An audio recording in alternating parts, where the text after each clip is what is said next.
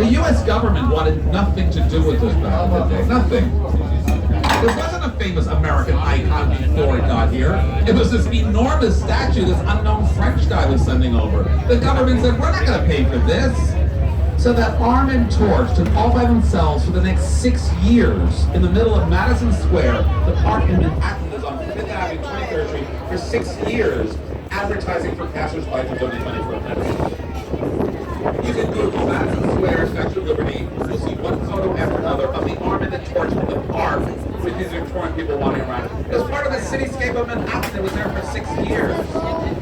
Interest in the statue was minimal. Donations were very slow coming in.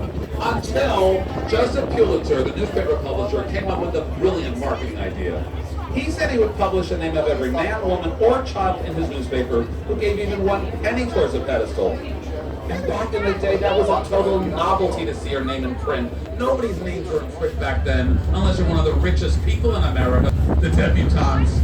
For the first time in American history, the poorest people in America, the immigrant population of New York City, could see their names printed in the exact same newspaper as the richest people. And that struck a profound chord in the immigrant population. And the immigrants started rushing to the newspaper offices and giving whatever they could towards the pedestal. And they would drop by over and over and over again, so they'd see their name in print over and over and over again.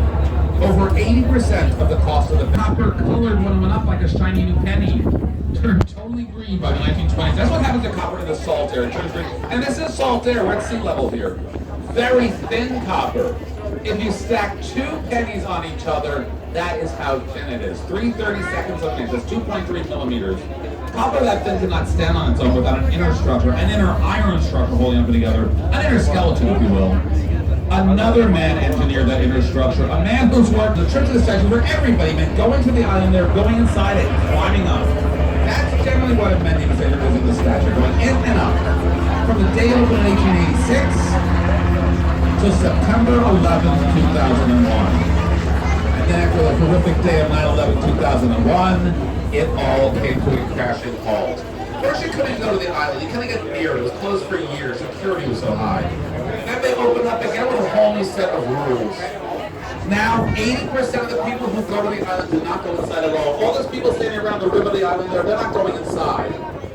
Why do 80% not go inside now?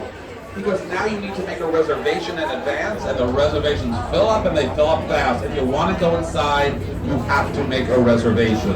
You can make a reservation online, you can make a reservation on the phone, you can make a reservation in person at their box office in Battery Park at the southern tip of Manhattan, but you have to make a reservation.